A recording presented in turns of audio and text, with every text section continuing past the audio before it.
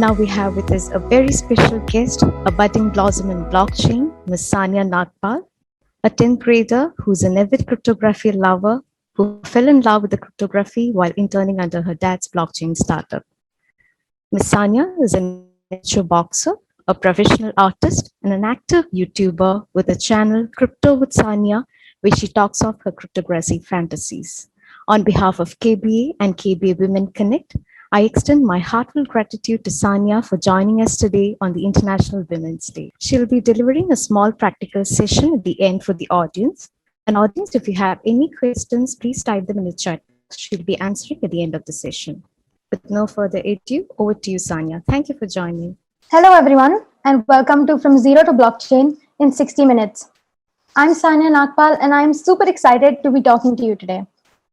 I would also like to extend my special thanks to Digital University Kerala and Kerala Blockchain Academy for giving me this amazing opportunity. Today, I will be speaking about blockchain tech terms, setting up a federated blockchain, connecting to a blockchain, basic blockchain commands, and blockchain asset management as well as creation. So the first topic that I would like to speak about is hash functions. So a one-way hash function takes an electronic record, such as a PDF, a Word document, an email, a string, anything, and provides a fixed length output. For example, 64 characters. Now, if there's even a small change made to the original record, the entire hash result is changed. So if you add or remove a single comma in a 3,000-page document, the entire hash result is changed. Now we call it one-way hash function because there is no way to recalculate the original record from the hash result. So to explain this topic, I've made a little example here. So for the first example, I have taken Sanya in all small letters, Sanya in all caps letters, and finally Sanya with the first letter capital.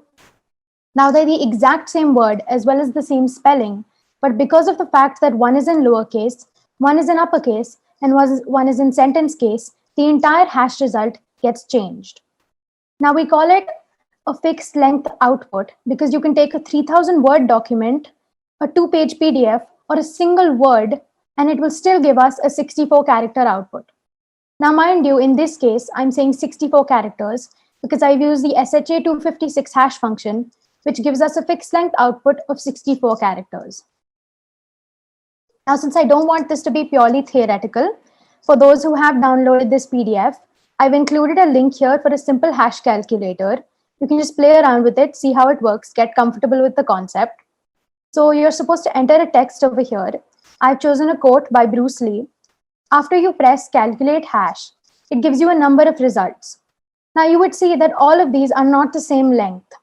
So if you see the first three, MD2, MD4, and MD5, have 32 character fixed length outputs. Now these are because they belong to the MD family of hash functions. Now you'd remember in the last example, I said that we were using SHA-256, which gives us a fixed length output of 64 characters. The next concept that I want to talk about is proof of work. Now proof of work was originally created in the 1990s to reduce the number of spam emails going out. So all of you would know when a spammer sits down to send out emails, with one click of a button, he can send out millions and millions of spam emails. However, what proof of work forces your computer to do is to show proof that they have done some work. By this, I mean solving a mathematical problem. So to explain proof of work, I've designed a simple example, and we're going to be using the Sanya proof of work algorithm. So to send out an email with Sanya proof of work algorithm, you need 4 things, okay? So the first one is the sender's email. In the example, I've taken sanya@example.com. The receiver's email, samaira@example.com. The date, 8th of March, 2021. By the way, happy Women's Day. And finally, a mathematical variable known as the nonce. So all of you would remember learning algebra in school, where you were supposed to solve a mathematical equation to find the value of x. In this case, nonce is x. So you are supposed to find a value of x, or the nonce, where the concatenation, where you put each data point one after the other, when run through the hash function, begins with 4 zeros. So in the first example, to send out this email, we've taken the nonce as 0. But when we run it through the hash function, we realize that, oh no, it doesn't start with 4 zeros. So we have to keep increasing the nonce until finally we reach a value, in this case, the number 22665, where when the concatenation is run through the hash function, it starts with 4 zeros. Now, in the previous slide, I was only able to include the nonce and the hash result for the numbers 0 and 1. So if you click this link here, you can see the first 1,000 nonces for the email that we were trying to send out. Now, mind you, 22665 is not the only nonce which results in a hash result that starts with 4 zeros.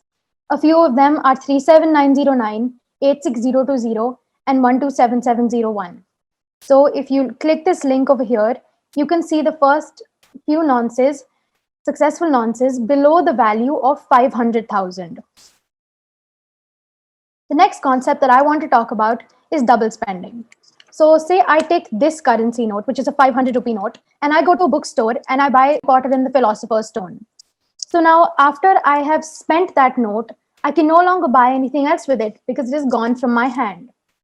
But in the case of a digital currency, I can write in a Word document, I owe you 100 rupees, and sign it with my digital signature and send it to someone.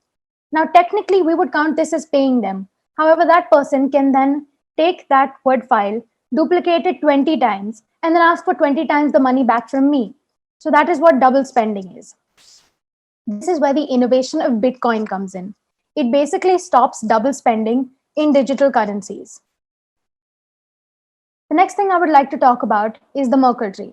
Now it looks very complicated, so let's take a few seconds, just read through all the characters on the screen, and then I'll start explaining. So in the example that I've used to explain this, I've taken 4 pieces of data. We'll call them data 1, data 2, data 3, and data 4. Now when we run each of them individually through the hash function, they give us the hash result, which we will call hash 1, hash 2, hash 3, and hash 4. Now, we will put together hash 1 and hash 2, run it through the hash function and get this hash result. And then we will run hash 3 and hash 4 and get this result. Finally, when we concatenate these and again run it through the hash function, we get one final hash, which we will call the Merkle root of this entire Merkle tree. Next, we'll come to the main point of our discussion, which is blockchain. Now, by definition, blockchain is a chain of blocks. And this chain of blocks starts with block 0 or the Genesis block. Now, every consecutive block after that contains a number of components. Now, 16, 17, and 18 don't actually have any special meaning. We've just chosen randomly. So in the block header for block 17, we're going to talk about 4 components. So the first one is the previous hash. This is the components of the previous block header put together and run through the hash function. Next is the timestamp, which is the exact time that that block header was mined, the nonce, which we talked about before, and finally the transaction root, which is the Merkle root of all the transactions which are happening in that block. Now, we'll conclude exactly what a blockchain is. It is an ordered and time-stamped record, and it functions in 2 ways. The first one is it prevents digital double spending of digital coins, and 2, it prevents modification of previous records. So let's see how it does that. So if you see that every consecutive block has the previous hash, and as we learned before, if anything is changed in the record that we put through the hash function, the entire hash result changes.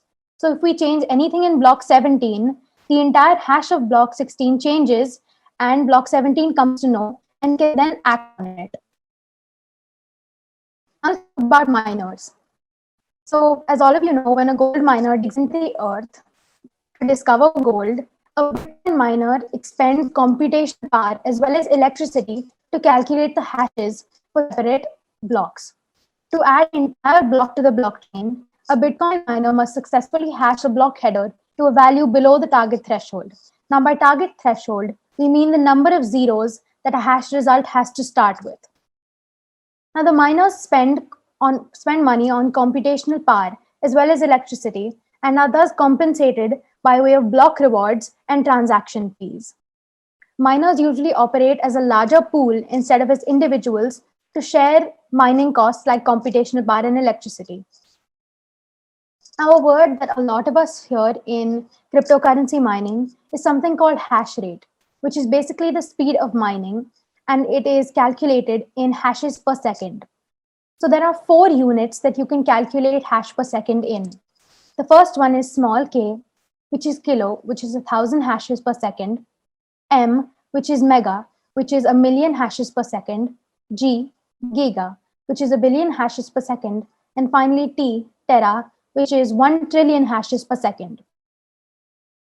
Now, this picture you see on my screen is what a usual Bitcoin mining machine looks like. Now, if you read the title over here, it says 10.5 TH per second, which is 10.5 tera hashes per second. So this is obviously one of the more powerful machines. Now, this is what a usual mine looks like. Now, this is a mine somewhere in China. Usually, cryptocurrency mines are set up in cold countries because it helps to prevent cooling costs. And since cryptocurrency mining is a non-manual process and does not require any human intervention, the job of these people is simply to keep the mines cool and working properly. This is a mine somewhere in Europe, obviously smaller as well as neater. Next, we'll talk about transaction fees.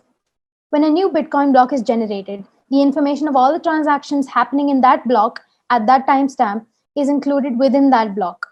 All the transaction fees are collected by that miner. So this is kind of like a winner takes all kind of model. So basically, the miner who successfully hashes a block below the target threshold takes the transaction fees as well as the block rewards. Now, transaction fees are voluntary for the person making the Bitcoin transaction. So you don't exactly have to include a transaction fees, but no miner necessarily needs to accept the transaction. So the higher that the transaction fees you keep, the more likely that your transaction will be included in that block. Next, I want to talk about some forms of encryption. So the first one I'm going to talk about is symmetric encryption. Now let's see what we mean by this. In symmetric encryption, there is only one key which is used throughout the entire process. You turn plain text, which is basically text that you and I can read, encrypt it using this common key to ciphertext, which is text we cannot read, and use the same key to decrypt it. So it's the same key being used on both sides of the process. Now let's take an example here. Again, we've taken the quote by Bruce Lee, and when we run it through the symmetric encryption algorithm, we get 4 things. The first one is the AES password, which will look something like this. The initialization vector, or the IV, which will look something like this. And finally, the AES authentication tag, along with the encrypted version of this plain text. So this looks like this when it's been encrypted by symmetric encryption. If you want someone to decrypt that message, you have to send them all 4 things. The next thing we're going to talk about is asymmetric encryption. When you run anything through asymmetric encryption algorithms, there is a key pair which is formed. So one is a public key and one is a private key. So the public key you distribute to everyone, you can give it to anyone, but the private key you keep very carefully with yourself. So if you want someone to send you an encrypted message, they will take the plain text, which is text that you and I can read, encrypt it using your public key, which everyone has, and turn it into ciphertext. However, to decrypt it, you need your key. That's one thing only you have. Now, let's use some anecdotal evidence. So, have you ever seen a click lock? So, to shut the lock, you simply need to click it. Anyone can do it. However, to open the lock again, you need something that only you will have, which is the password that you need to turn into it. So anyone can shut it or encrypt it, but to open it, only you can do it. Now, using asymmetric encryption algorithm, if you encrypt the word hello, this is what it will look like, this huge blob of text. Just take a few seconds, just look through it. Obviously, you won't be able to understand it because it's in ciphertext. Next, let's talk about digital signature. Now, digital signature and encryption algorithms are quite different, since digital signatures are only used for verification, while encryption is used to hide and then decrypt messages. So again, in a digital signature algorithm, a key pair is created. One is the private key and one is the public key. So let's take the original text. Let's say it's a legal document, okay? And you sign it with your private key and a digital signature is created or generated. After which anyone in the world can use your public key to check whether yes, you have signed the text and that it's a verified document. So now we're going to see how a digital signature looks. So in this, we're using ECDSA or elliptical curve digital signature algorithm. You don't really need to remember it. It's just a name for it. So this is what a private key usually looks like, and this is what a public key looks like. When you sign the sample data, which is this code, with your private key, the digital signature generated looks something like this. Anyone with the public key can then verify whether you have signed this data with your private key. Now let's see how to set up a blockchain. So the first step is to set up and harden two servers. By harden, we basically mean to secure it. The second one is to install multi-chain on your computer. Now you can either install it via terminal or you can install it on your computer itself and use it. The third is to create the blockchain on the seed node or our main node. The fourth is to connect to the blockchain, basically connecting our second or secondary node to our seed node. Then we learn about some basic commands that you can use on your blockchain, and finally how to create as well as manage assets on the blockchain. So now let's go over a few basic system requirements. So multi-chain is actually pretty flexible. It runs on Linux, Windows, as well as Mac. So anyone using it on your computer can later set this up. It requires 512 MB of RAM, which is surprisingly less, and 1 GB of disk space. So now let's start. First, we're going to install multi-chain on the seed node. Now we're going to pay attention to mainly three commands. The first one is wget. Wget is basically means that you're getting something from a web server. So in this case, we're connecting to the multi-chain web server and downloading a zipped file, right?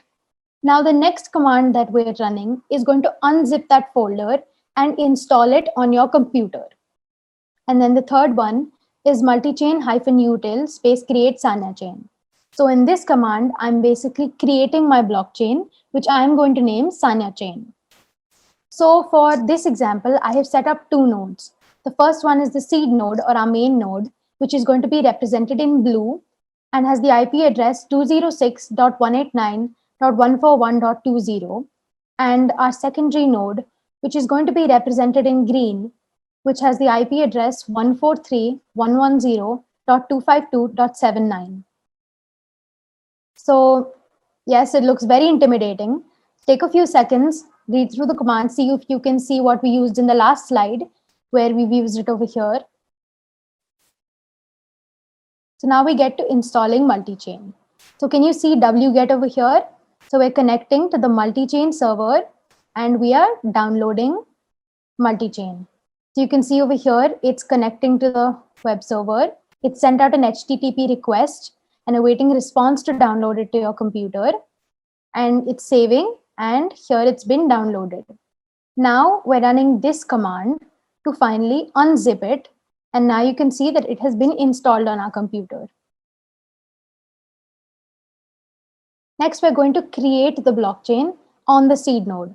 So we're going to run the command that we just saw, and then multi-chain d space Sanya chain -daemon. Now, if you can see on the first line, we've said that we're using the latest protocol of multi-chain or latest version of multi-chain, which is 20012, and blockchain parameter set was successfully generated. Now, mind you, this is the only time before you run multi-chain D on your blockchain for the first time that you can edit your blockchain parameters. Here it's given us instructions. To generate blockchain, please run multi-chain D space Sanya chain space -daemon. So following that instruction, we have run it over here. Now you can see that it's starting up our node and looking for the Genesis block. As we talked about it previously, Genesis block is block 0, right? So the starting block of our blockchain. Now it's found the Genesis block. It's also giving us instructions. Other nodes can connect to this node using multi-chain D, Sanya chain at 206.189.141.20, which is the IP address, colon, this is the port number 5793, right? And now you can see right at the end, it says that our node is up and functioning. Now we again do this for our secondary node. In this, we're not creating a blockchain. So you'll see one command is missing over here. However, we're simply setting up multi-chain. So we do the same things, wget from the multi-chain server and unzip the folder. So you'll see over here, we've done exactly that, wget, and we're unzipping the folder, and it's installed multi-chain on our second or secondary node. Finally, as the instructions were given on the blue slide, it said for other nodes to connect to this node, please use the command multi-chain D space Sanya chain at 206.189.141.20 with the port number 5793. So we've run that command on the secondary node, which is in green. Now it has successfully retrieved blockchain parameters from the seed node or our blue node, and now it is giving us instructions. So it says, please ask blockchain admin or users having activate permission to let you connect and or transact. Now, when you're connecting another node to your main node, you can give two types of permission.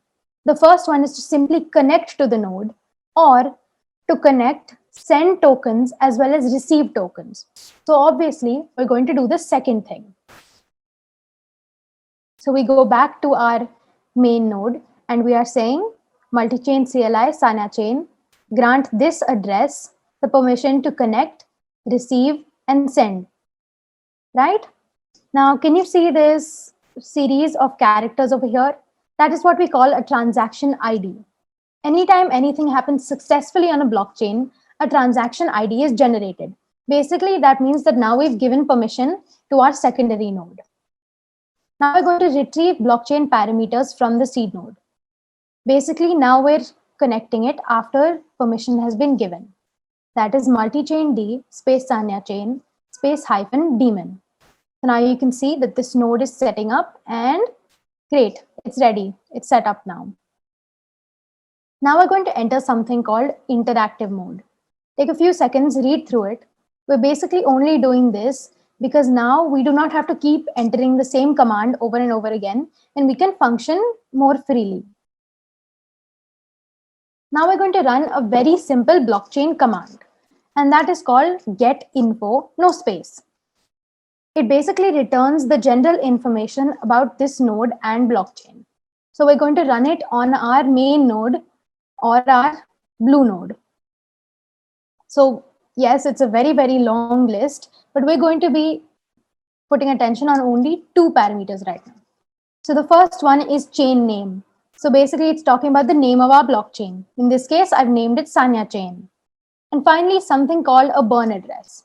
Now in an ordered and time-stamped blockchain, it is impossible to delete something because it obviously has to be ordered, and you can't delete something in an order or everything will come crashing down. So a burn address is an address with no known private key. So if you want to say delete something, you send it to that burn address, and after that you can never get them back. So for all practical purposes, it's gone. Next, we run the command get blockchain params. Basically, it returns a list of values of the blockchain's parameters. Now, since we're running a private blockchain, we've basically given most of these parameters as false, because anyone can connect, false, because it's private. Anyone can send, which is false. Anyone can receive tokens, false. Anyone can receive empty tokens, which is true. Anyone can create tokens on our platform is false. Anyone can issue is false. Anyone can mine is false, and anyone can activate is false. Now, most of these would be true in a public blockchain like Ethereum or Bitcoin blockchain. Now, yes, it's a very long list, but what can you do? You have to read through all of them. Just take a few seconds, look through them.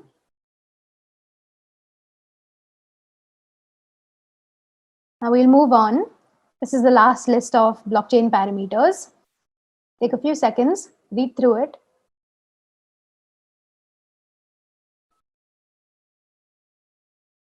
Now I'm going to run two very simple blockchain commands. So the first one is list addresses. It returns information about all the addresses which are connected to the node that we're running. Then we're going to create a new address, which is the command get new address, which returns a new address whose private key is added to the wallet, or basically our node. And finally, we're going to run list addresses again, except in the list that it returns this time, it should have the new address that we just created. So let's see what it looks like. Take a few seconds, read through it. We've put the commands that we're running in the red boxes, and I'll explain it in a few seconds.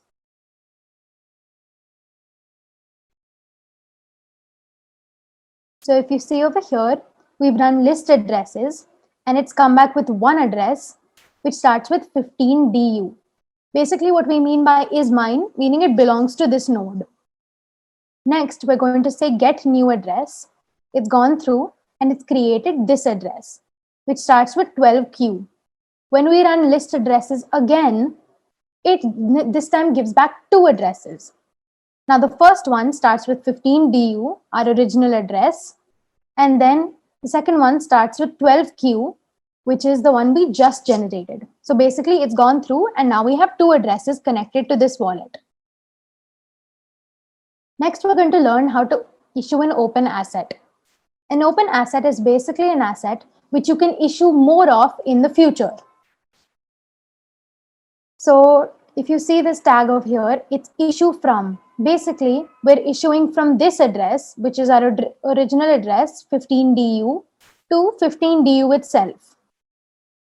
The name is Sanya Coin. We've named the token Sanya Coin. Open, meaning more can be issued in the future. The value is true, and we are issuing 50,000 Sanya Coin. Right? Now, the type of coin it is cryptocurrency token, and the issue date is 8th March 2021, which is today. Now we're going to run that on terminal. Issue from, we've run it. And you can see over here, since the transaction is successful, it's created a transaction ID. Now we can see over here, we've run list assets for this node. So now we've gotten a little bit of features about our token, as well as the name, which is Sanya Coin, issue transaction ID, which is the transaction ID it was issued through, asset ref, which, so basically we refer to it as Sanya Coin. However, on the blockchain, it is usually referred to as a series of numbers. In this case, it's 60-266-48513. Now, we've kept it open, meaning more can be issued, is true. We've not put restrictions on sending or receiving of this token. However, for people to issue it, there are restrictions. Now, these are some more details about the token. The type is cryptocurrency token, and the issue date is today, 8th March 2021. So we have the issue quantity that we have made is 50,000. Next, we're going to learn how to send an asset from one address to another address. So if you see over here, it's our original address, 15DU, and we're going to send it to the second one, which is 12Q. Now, the asset that we're going to send is Sanya Coin, and we are going to send 25 units of it. You can see over here, send asset from 15DU to 12Q. Now, the entire command has gone through, and this has been successful because you can see a transaction ID over here. Now, let's see. We're going to next run the command get address balances, and we're going to get the address balance of 15DU, which we sent the assets from to 12Q. So you can see that the asset that 15DU is holding is Sanya Coin. The asset ref, or what is referred to on the blockchain, is 60-266-48513, and the quantity is 49975, which is basically our original quantity that we were holding minus the amount that we just sent to 12Q. Next, we're going to run get address balances for 12Q, which is the second address which we sent the assets to. So you can see that the name of the asset that 12Q is holding is Sanya Coin. The asset ref is 60-266-48513, and the quantity that we have sent is 25 units. Now we're going to start our practical session. We're done with the theoretical part. So everyone that's doing it on your computer, run this on your server. So basically, after you start running these commands on your computer, you're going to get a line of code, okay? So it's multi-chain CLI, Sanya chain grant, and then a series of numbers, okay? So I'm going to need you to send that line to me at sanyanakpal@gmail.com, and I will give you the permission to connect to my main node, after which you can use these commands like get peer info, get blockchain params, list addresses, and list assets, which you can then just basically play around with the functions that you can do and just get comfortable with the concept. You also have to enter interactive mode as soon as I connect you, because after that you will be able to function freely and use all of these commands without entering multi-chain CLI over and over again. Now, there are some more details about all of these commands as well as parameters on the multi-chain site. I've included a link over here that you can check out. Just see, get comfortable with it. And I sent the PPT to everyone before. So all of these command lines, as well as the commands that you will be running later, are on that. Please, either if you're on a Mac, you can open Terminal and use the window equivalent if you're on Windows.